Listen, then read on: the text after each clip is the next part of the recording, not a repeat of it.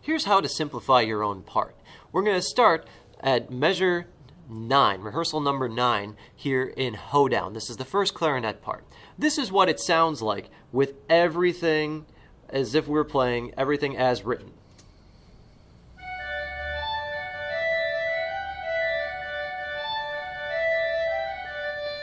Let's take a look at this and find the absolute most important parts of this. Here at the very end is really, really important. This is the end of the phrase, and it gives us this ba-da-bop at the very end. We want to keep that.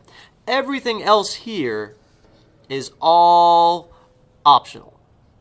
Of course, play as much of it as you can, but let's take a look at some of this. We can cut this down so that we're only playing eighth notes instead of straight 16th notes. That would be every other 16th note.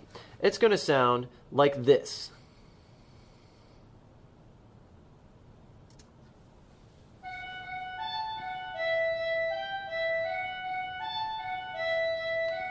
Remember, we're keeping this very last part. This is what it would sound like again. We're only playing every other 16th note, so we're effectively playing eighth notes.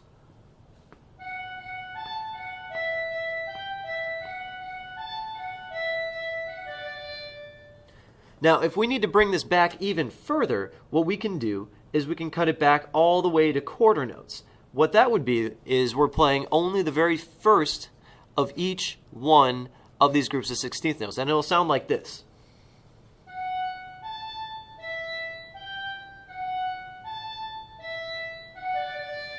So now I'm going to leave it up to you.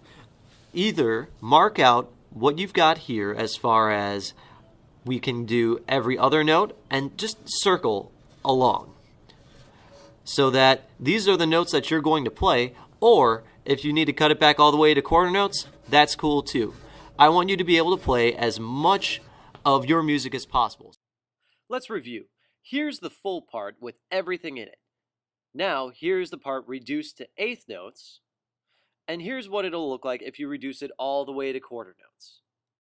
I've given you the tools. Now it's your turn to simplify your part only as much as you absolutely need to so you can make the most music possible.